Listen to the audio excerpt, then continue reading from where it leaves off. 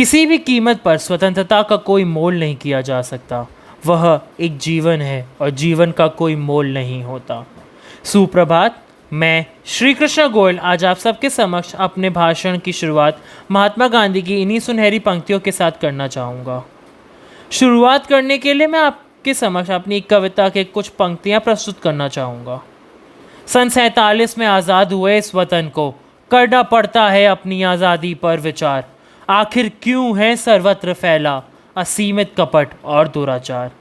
है वतन अपना यह महान, है भारत हमारी शान, परंतु जकड़ लिया है इसको अनेकता और असमानता की डोर ने।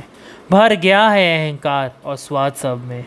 सरहद पर खड़े होकर वतन की रखवाली तो सेना अपनी करती है, किंतु अंदर लड़की चलने से डरती है। युवा शक्ति का नारा हर कोई लगाता है, पर उस युवा को कोई सही दिशा दिखा ना पाता है। कहीं सोने के थाल पर सजे 56 भोग को देख भूख नहीं लगती है, तो कहीं किसी की बेटी रात भर भूख के कारण जगती है। क्या यही वह सुनहरा वतन अपना है?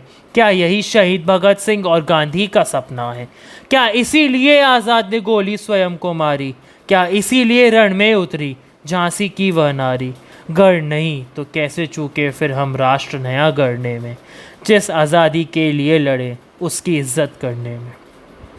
हाँ मित्रों, 75 साल होने को आए इस देश को आज़ाद हुए, लेकिन आज भी इस देश का एक एक युवा एक ही सवाल पूछ रहा है, क्या हम आज़ाद हैं?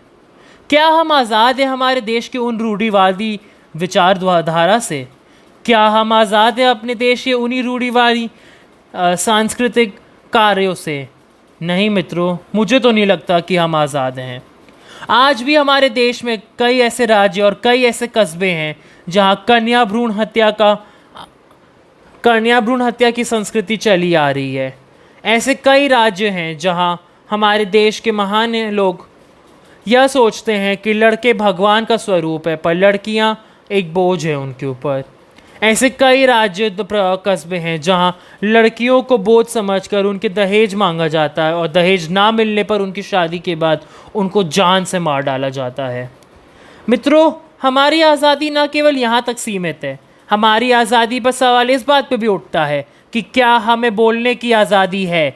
मुझे नहीं लगता हमें बोलने की आज़ादी है, क्योंकि आज की दुनिया में अगर देखा जाए, कोरोना की महामारी के दौरान जब लोगों ने सोशल मीडिया का यूज़ किया अपनी शब्दों को व्यक्त करने के लिए, अपनी विचारधारा प्रस्तुत करने के लिए, हमारे देश की सरकारों ने उनके खिलाफ आवाज़ उठाई, उनके खिलाफ केस दर्ज किए, उनके खिलाफ मुकदमे किए और उनको जेलों में डाल दिया गया।